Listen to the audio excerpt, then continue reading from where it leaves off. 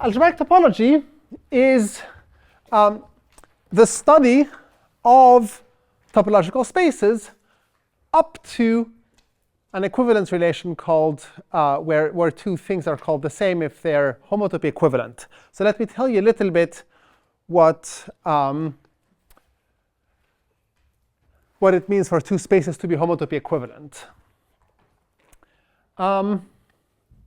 So first of all, if I have two spaces x and y, and I have a map F and another map G, which is also from x to y, these two maps are called homotopic.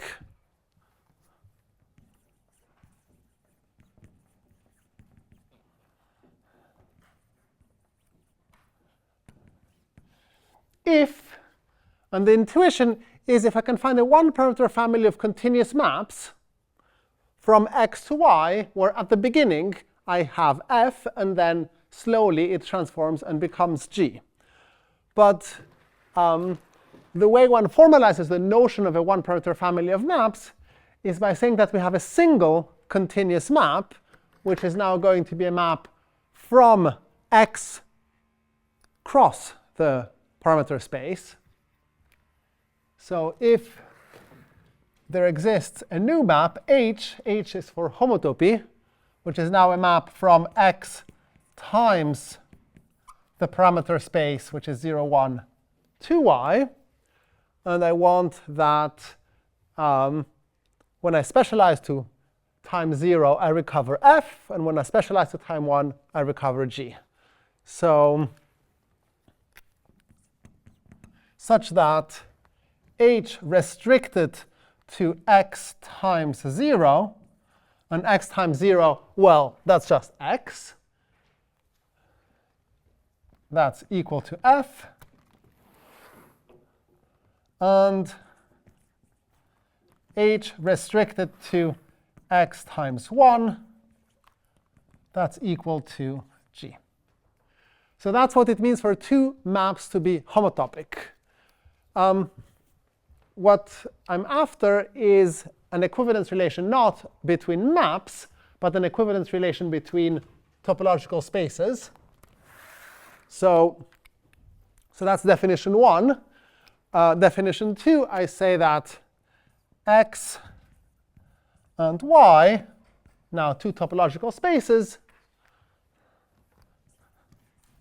are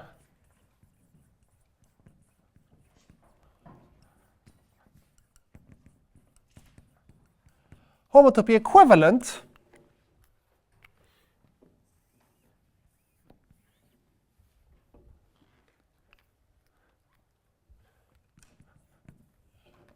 if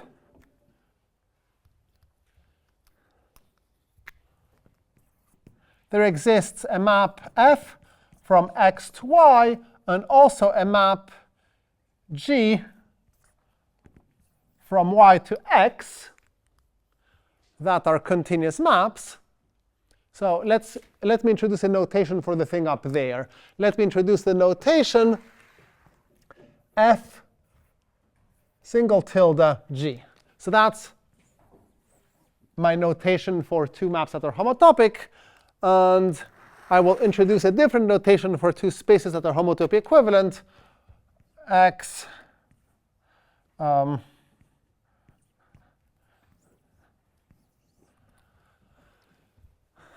this symbol. So x and y are homotopy equivalent if I have maps F and G. Each one is a continuous map such that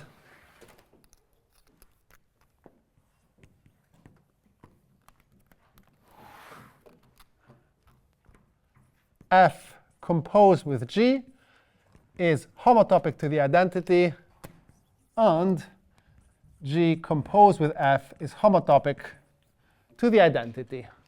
That's a map that starts at y, so that's the identity of y, and that's the identity of x.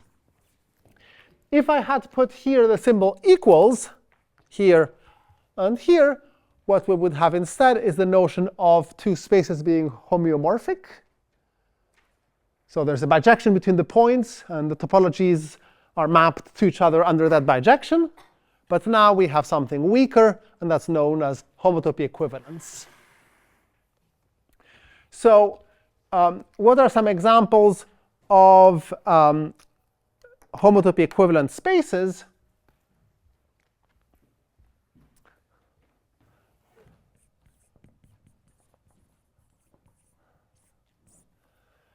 A point is homotopy equivalent to a little ball.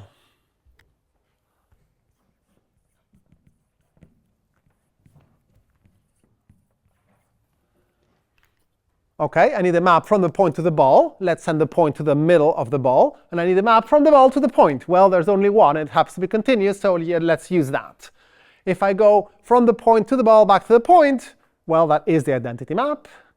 If I go from the ball to the point back to the ball, I have the map that takes the whole ball and crushes it to a single point. I claim that that map is homotopic to the identity map from the ball to itself. And the way you construct the homotopy H is by what is known as a straight line interpolation.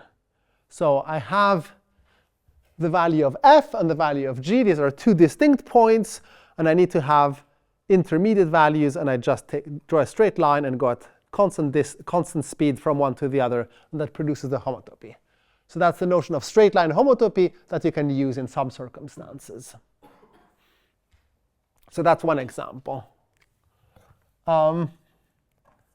Here's another example.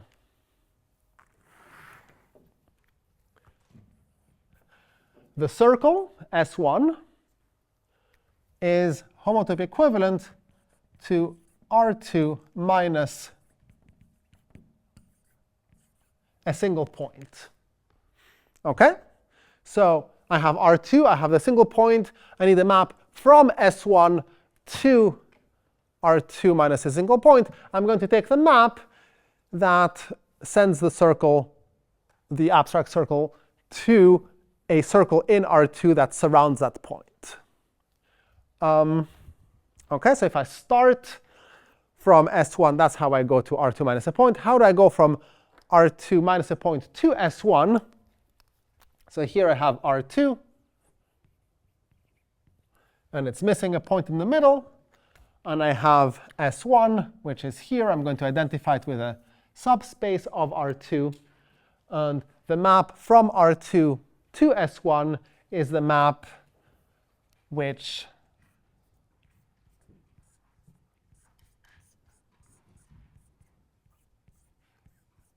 radially projects onto the circle. So if I was using complex coordinates to denote a point in R2, so I identify it with a complex plane, well, the map I would write is the map z goes to z divided by absolute value of z. And that's OK, because z is never 0. So that's the map from here to there. And if I start here and go there and go back, that's the identity. If I start here, go there, go back, that's this map given by that formula. And again, you can use a straight line homotopy to connect this map to the identity. So this map here is homotopic to the identity map on R2 minus the point 0. The corresponding picture here would be the following. I have my ball, and I have the subspace here, which is a single point, and then I crush the ball onto the point.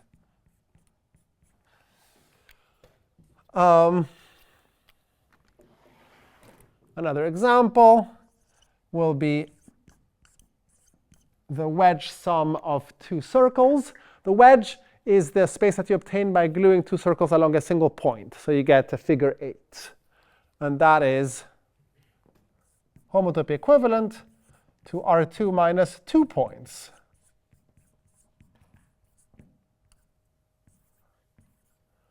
And the corresponding picture that you have is somewhat similar to that. We have our 2 here. We have our 2 points. We include the wedge of 2 circles. So let me do it in this way. And then if I have a point which is inside one of these components, then I project it radially onto this little arc, where the center of the projection is the missing point. Same thing here.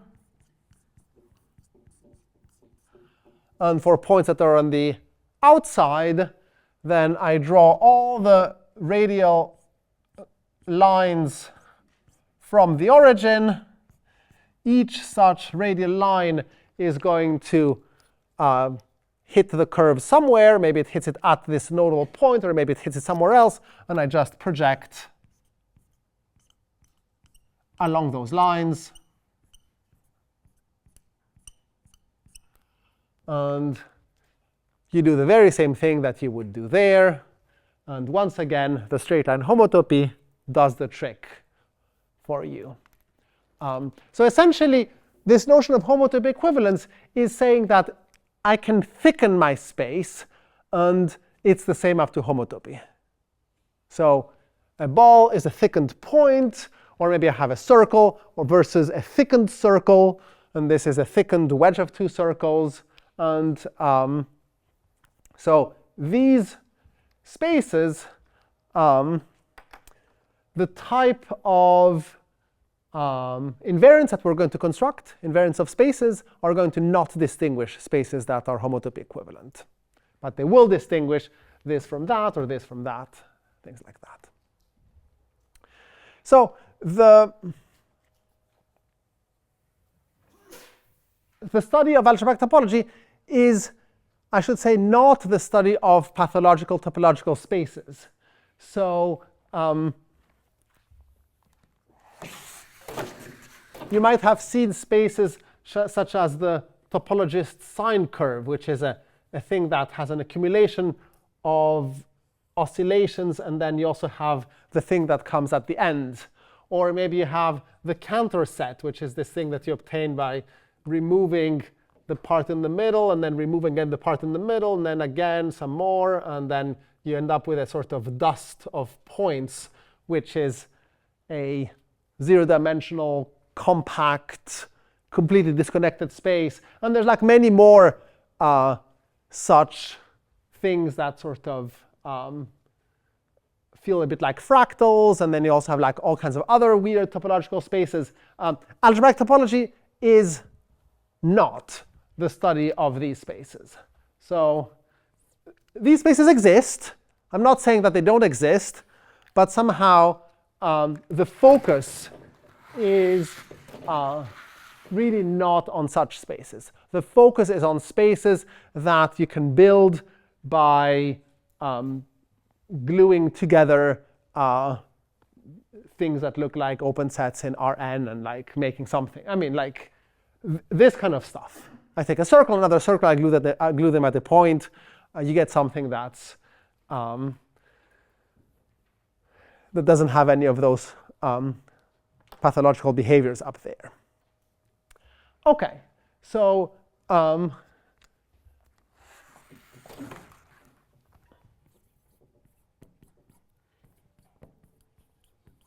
we'll study invariants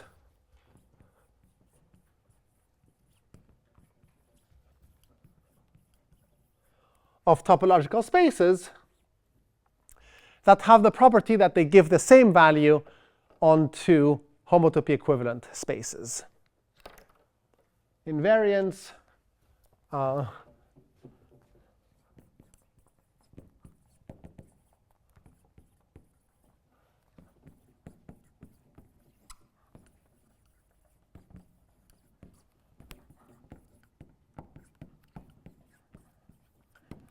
I'm being a bit redundant. The fact that I said invariant kind of means that.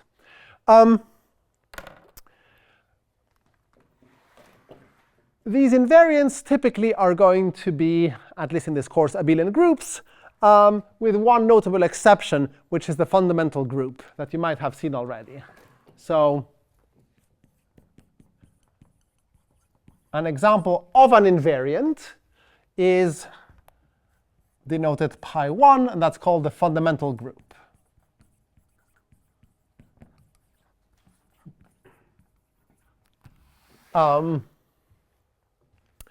And that is an invariant of connected spaces. If your space is disconnected, if it has two connected components, then each connected component is going to have its own fundamental group, and they might be different. So let me remind you how that works. So if X is a space, then what you do is you pick a base point. Technically, pi1 of X depends on a choice of base point. So we have X, a space, and then I have a point x0 in X, which is a chosen point. And this depends on x0, but I'll still denote it like that. So this is the set of paths. Gamma is my name for my path. And the path is going to be a thing that starts at the base point, goes around, and comes back at the base point. So really, it's a map that I could encode either as a map from an interval with two boundary conditions, saying both the beginning and end point of the interval map to x0, or I can say it's a map from a circle that maps some chosen point on the circle to x0. Which one do I choose? Maybe I choose the first one, a map from an interval to my space X, such that gamma of 0 equals gamma of 1 equals my base point. And then I'm going to mod out this set by an equivalence relation. And this equivalence relation is the relation of being homotopic, except not quite as up there. I want this to be homotopic relative to the two endpoints, meaning that if I think of H as being a one-parameter family of maps from X to Y, I want throughout that family, I want those conditions to remain satisfied. So that's homotopic relative endpoints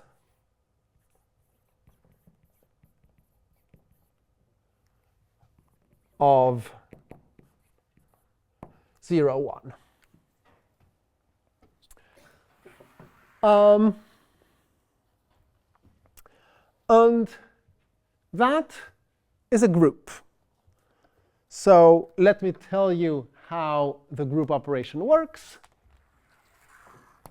If I have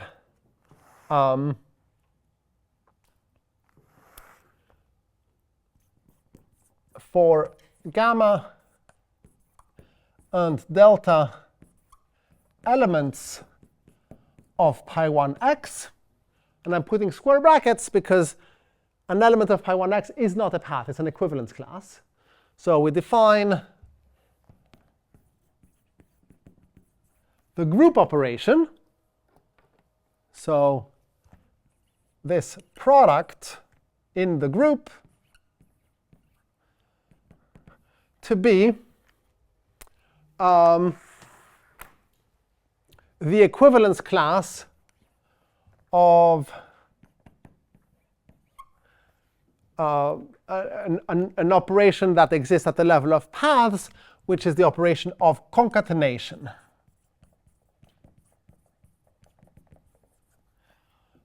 Of paths.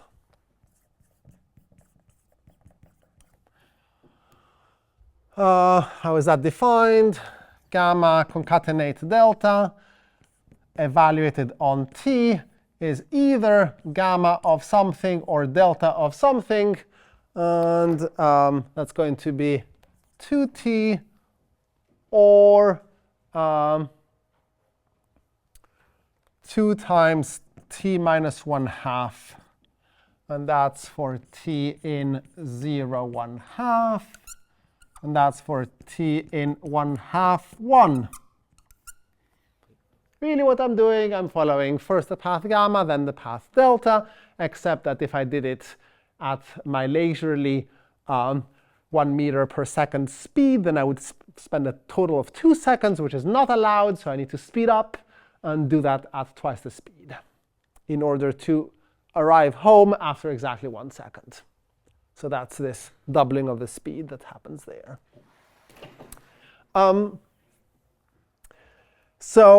And then there's a couple of things that I think you have seen from previous courses, that this is a group. So there is a unit element. The unit element is a path that just sits at the base point and does nothing for a whole second. And there's also inverses. The inverse is the map that takes the same path but reparametrizes it by the function 1 minus t. And this operation of concatenation of paths is not associative, because if I have 3 paths and I assign my first half to the first path and the second half to the other 2 that themselves need to spend half of, like, quarter and quarter of the time doing their thing. If I do it the other way around, it's not literally the same thing, but up to adjusting the speeds, you are doing the same thing. And this operation of adjusting the speed is an instance of a homotopy. You can sort of continuously adjust the speeds. So that's a group.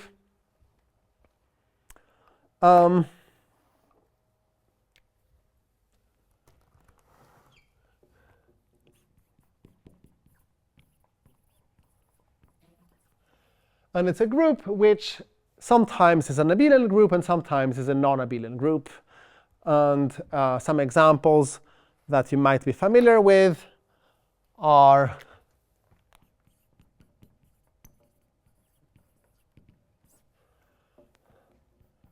pi1 of a point is the trivial group that has only one element. Pi1 of a circle is the abelian group Z. Essentially, you count how many times you loop around your circle. Pi1 of a wedge of 2 copies of S1 is a free group on 2 generators. If I had put here n circles, I would get a free group on n generators. Pi1 of the 2-dimensional torus. The 2-dimensional torus is S1 cross S1. That ends up being Z times Z. In general, if I have the product of 2 spaces, x and y, pi1 of x times y is isomorphic to pi1 of x times pi1 of y. So you can get this one from that one using this rule. This is easy to see, so let me tell you how that works. What's a map from some space into x times y? Well, we're going to be interested in maps from the interval 0, 1, but into x times y. Well, a map from something into x times y is really the same thing as a map into x and a map into y. OK. So that already tells me how, given an element of pi1 of x times y, I can get an element of pi1 of x and an element of pi1 of y. Because it is literally the same thing as a pair of things. And being homotopic for maps with values in x times y is the same thing as being homotopic for the map with values in x and being homotopic for the maps with values in y. So this is sort of a triviality if you just look at the definition. When you apply to this case, you get that. Something much more non-trivial is pi1 of a closed surface of genus 2. And that is, as it turns out, a group that has the following presentation. So we have 4 generators. Let's say I put my base point here. My generators are either go around this one or go around in the back and then through the hole and then back in the front. So let's call this one A and this one B. And then I have a couple more. I can either go around here. That's going to be C. And then I have a 4th one. And that's going to be D. And now I've exhausted my 4 colors. And what is the relation that? So it turns out that these generate. So I have the free group on A, B, C, D. And the relation, you might have seen a way of building this space by taking an octagon and gluing this one with that one and calling it A, and gluing this one with that one and calling it B. And then same thing on the bottom. This one with that one, that's going to be C. And then I have D. And so if I take a disk, which is the interior of this octagon, and glue this to that by following the orientation indicated by the arrows, and this to that, and so on, do all this folding. Imagine it in your head, folding, and then you get this. That word that you see here, which is the word A, B, A inverse, B inverse, C, D, C inverse, D inverse, ends up being the relation that you need to add. Well, you take this free group on 4 letters, you consider the normal subgroup generated by this element, you mod out by that normal subgroup, that gives you a quotient group. That quotient group ends up being this. And if you build a space in this way by taking a wedge of circles and glue a 2-dimensional cell and maybe glue another 2-dimensional cell, maybe glue another 2-dimensional cell, that just means that you need to have more relations in the fundamental group. And then if you want to add cells of higher dimension, like a 3-dimensional cell or a 4-dimensional cell, those don't alter the fundamental group.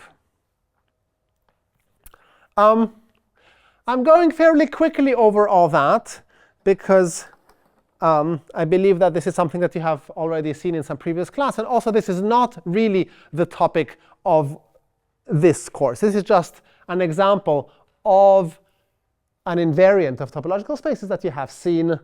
We will see some other invariants called homology and cohomology. But before, and those are going to be the main topic of this course. But before I let go of this, I want to just mention that there are other invariants that are built in ways similar to the fundamental group, denoted pi n of x. So that's the nth homotopy group. The nth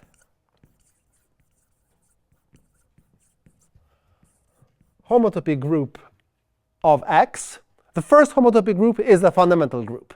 The nth homotopy group is a thing that exists, and that you consider now maps from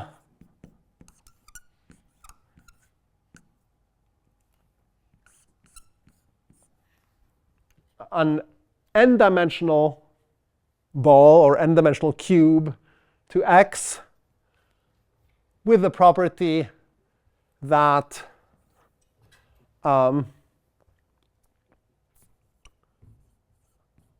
whole boundary of that cube maps to the base point. So up here I had a map from an interval, and the 2 points map to the base point, the 2 points 0 and 1. Now I have, if I have a square, then the whole boundary of the square. So this can be equivalently described as a map from a sphere. Because if I take this thing and mod out by the equivalence relation that crushes the whole boundary to a point, then what you get is homeomorphic to a sphere. So it's the same thing as maps from spheres to X with the property that the base point of the sphere maps to X naught. And that's now, again, a group. And the way you define things is by roughly the same formula as that, except now we have more coordinates. We have t1, t2 up to tn. And you apply those formulas just in the first coordinate, and you let the second up to nth coordinate unchanged. And it so happens that this is always an abelian group. The one up there is something that could be non-abelian. This one is always abelian. But as I said, that is maybe not the main point of this course, so I'll just leave it like that.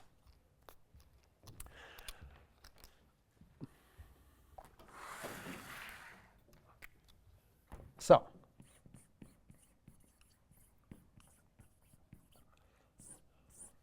homology is what this course is about. So given a space X,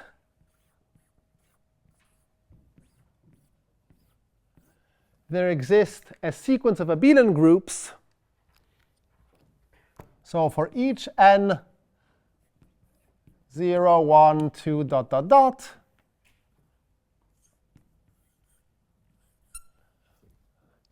so X is a topological space. I fix my index. And then we have Hn of X, which is some abelian group.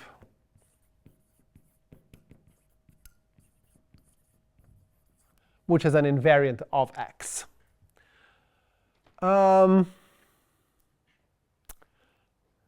Before I go to here, there's one thing I forgot to mention. I told you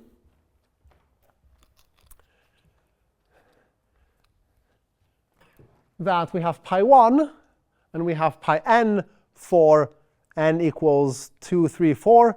We also have pi naught. Pi naught makes sense. And is not a group, it's just a set, but is defined in the same way as this. So let's unpack the definition. 0, 1 to the n. OK, what is the 0th power of, well, what's the 0th power of a number? It's always 1. And the 0th power of a topological space should be defined to always be the one-point space. So this means the one-point space. What is the boundary of the one-point space? Well,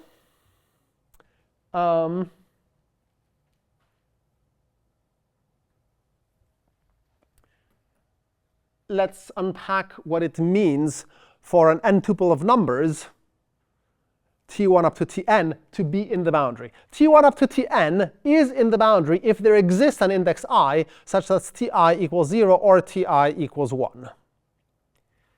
OK? Now, my number of indices is 0. Is it possible for there to exist an index satisfying some property? No. So the boundary should be declared to be the empty set. So this now becomes the one-point space, and this becomes the empty set. And, ooh, I forgot something. I forgot this equivalence relation, which is the same as up there. So here I had pi n is maps from this cube that crushed the whole boundary modulo homotopy relative boundary, meaning throughout my homotopy, the boundary should always map to this. Pi naught is maps from a point into x modulo the equivalence of homotopy. Essentially, it's just points of x modulo the equivalence relation of being connected by a path. So pi naught of x is the set of path components of x. So this is just a set. Pi 1 is a group, and pi n is an abelian group.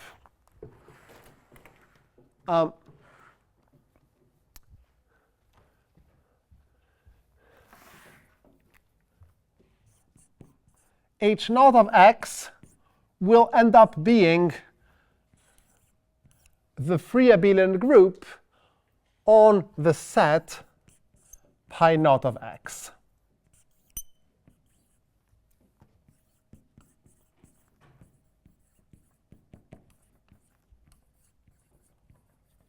So if my space is connected, path connected, then I get h naught of x is z. If my space has two connected components, I get h naught of x is z squared, and so on.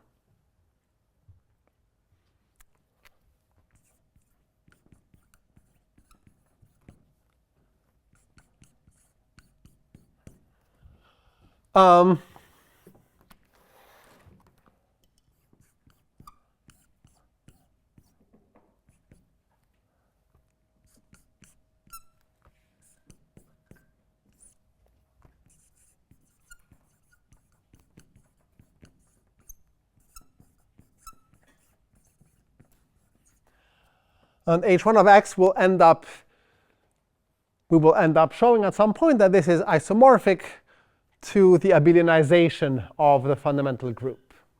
So the abelianization of a group is you take your group and you look at the best possible approximation by an abelian group.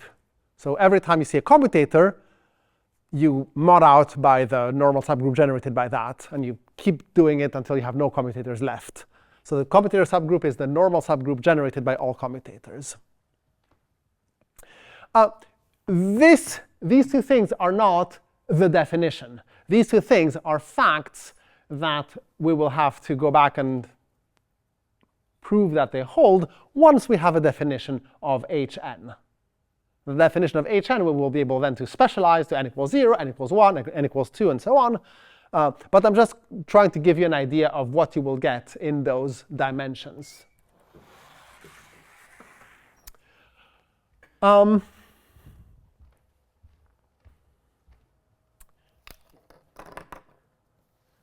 OK. So before jumping to formal definitions, I want to sort of tell you a little bit what are the type of pictures that you should have in mind when thinking about H0, H1, H2. So the pictures to have in mind when thinking about pi 2, that's an example of a picture to have in mind. You have your space, and you draw a loop that starts somewhere, comes back, and then you're allowed to wiggle it. And if you wiggle it, it represents the same element. So what is the analog of that picture for H1?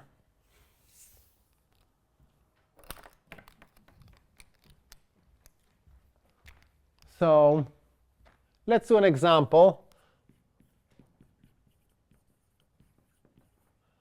which is the example of the genus 2 surface, which is the same that we had here.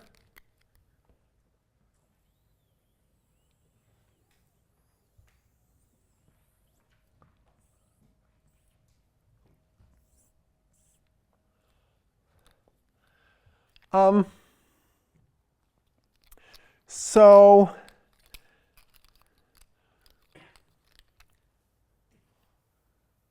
what do I get if I take the group that's written over there with that big relation of length 8 and I abelianize it?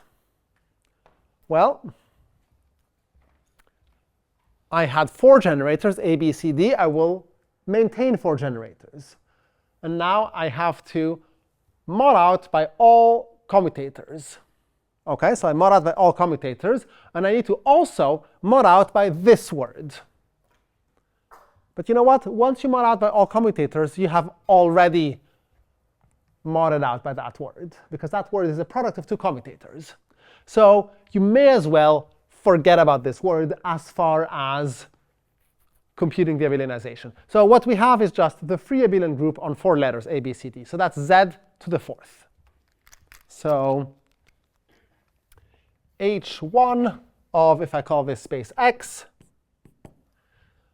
H1 of X is Z to the 4th. And OK, I can reuse the same letters, A, B, C, D, because there's really a map from pi1 to H1. So I may as well use the same letters. And I could redraw them in the same way as I have there. But let me do it slightly differently. A, we can draw it like that.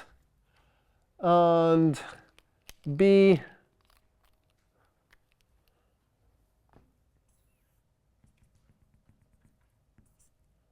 we can draw it like that. C,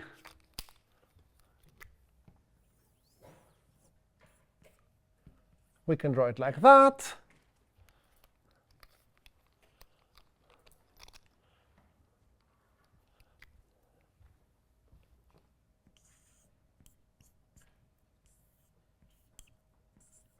And D, we can draw it like that. So we are no longer constrained by any base point. The definition of pi1 involved a base point. The definition of H1 involves no base point. And so we can just do this thing in sort of like a much more unconstrained way. So these are the basis elements of Z4. Now suppose that I want to write the element A plus C, which is an element that exists in H1 of this space. Well, the way you draw it is you just draw this thing and that thing. It's represented by the disjoint union of these 2 loops. Or maybe I want to have the element 2 times A. And the element 2 times A, I draw A, and then I draw another copy of A next to it. And that's 2 times A. How about minus A? Minus A, that corresponds to the inverse. That's when you change the orientation. So the orientation is important.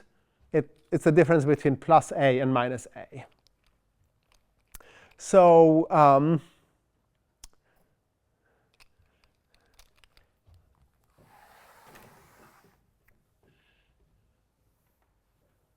what is the equivalence relation that we're going to impose? Well, that's going to be a little bit again, more flexible. So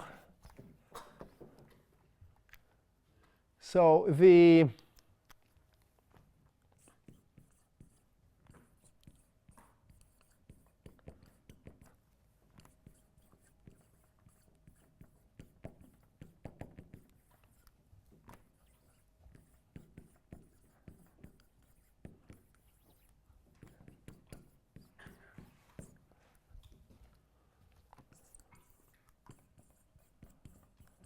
OK, so first some terminology. An n-chain, and I'm fully aware that I'm not being formal at this point, but I'm just trying to give you an idea of what's going on. An n-chain is, the things that I'm drawing are 1 chains in this thing. So a 1 chain is something like a disjoint union of circles. And so the nth homology group is going to be the group of n chains modulo an equivalence relation. and two n chains that represent the same element of Hn of x are called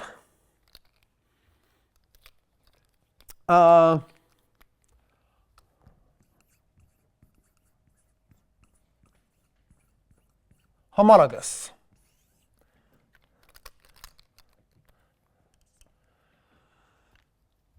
Right? You have the nth homotopy group, and the equivalence relation is two such things represent the same element of pi n of x if they are homotopic.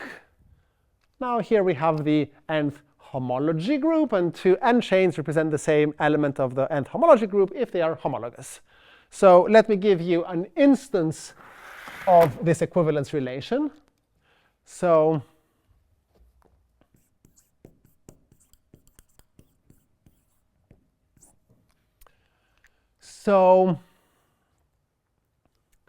let me take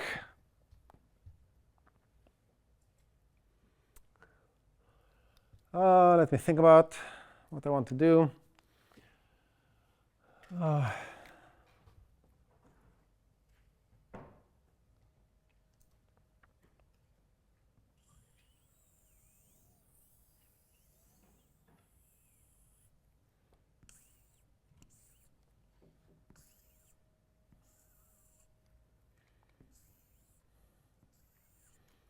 I'm taking a genus 3 surface, and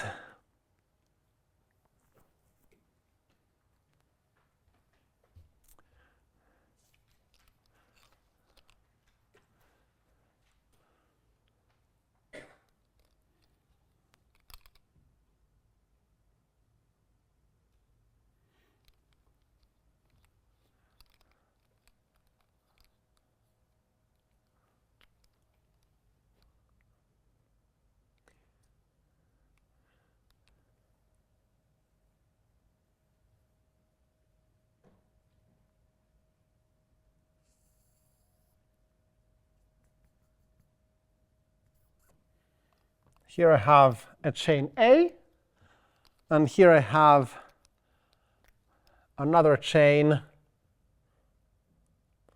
B.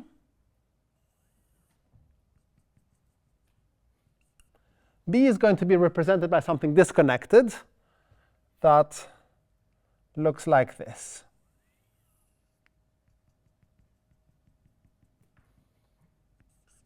So this is A and this is B. So B is these two guys, or if you want, like the sum of this and that. And I claim that A and B are homologous. And so here's what happens. Imagine that I'm moving A towards the direction of B. What will happen is the following. So here I have this thing, and it's moving, it's moving, it's moving. And at some point, it will start touching this hole. Let me make this hole a little bit bigger for the purpose of this example. That would maybe help. I'm going to make it go like that. So at some point, it sort of goes and touches this hole here, in which case this green curve, what you will see, it will sort of start, and then at some point it will pinch. And OK, so it's still a sort of curve that now has pinched, but now it's allowed to continue as two disjoint circles until it becomes B. So this whole domain here in between the green and the red curve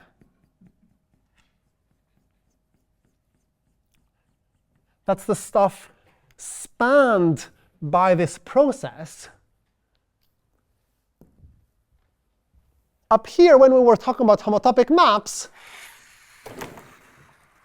this process was a process in which x doesn't change its topology. X is always x, and we do x times 0, 1.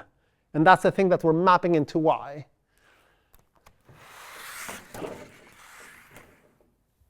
Now we're doing something similar, where again there's a sort of time parameter. But as things evolve, you're allowed to change the topology as long as you remain a chain. Sort of like the circle becomes pinched and then becomes two circles that evolve like that. So, OK, so that's the picture for one chains. Let's talk about n chains for other values of n. OK. What's h naught of x? Well, h naught of x, x is this. It's connected. So pi naught is just 1 point, and therefore h naught is z. What's an example of a zero chain that represents the generator of this z? Well, zero chain is a single point, and you just draw it somewhere, and then it's allowed to move, and it remains a point. So this is how I draw a zero chain. That's how I draw a one chain. How do I draw a two chain? It so happens that h2 of x is also z, and the two chain that I draw, well, a zero chain is something is zero-dimensional. A one chain is something one-dimensional. A two chain should be something two-dimensional that you draw. But the space itself is two-dimensional. So you have to take the whole thing. Right? If I was doing, suppose I was doing a simpler space, S1. H naught of S1 is Z. That's represented by a point on the circle. So the picture here is I have my circle, and I have a point on it. And then H1 of S1 happens to be also Z. And I have my circle here. And what is the one chain? How do I draw it? Well, you just draw over the whole thing, and you say that's the one chain. So because my space is one-dimensional, the one chain is the whole space. Here, because my space is two-dimensional, a generator of this group is represented by like the whole thing. That's a two chain.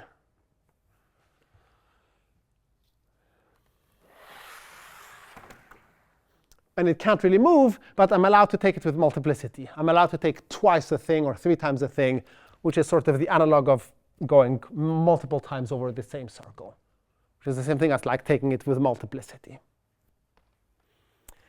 OK, so this was a sort of overview of what homology sort of looks like, but it's not a formal definition. And tomorrow we will start from n chains, and we'll define n chains formally, and then define this equivalence relation formally, and then try proving things starting from definitions.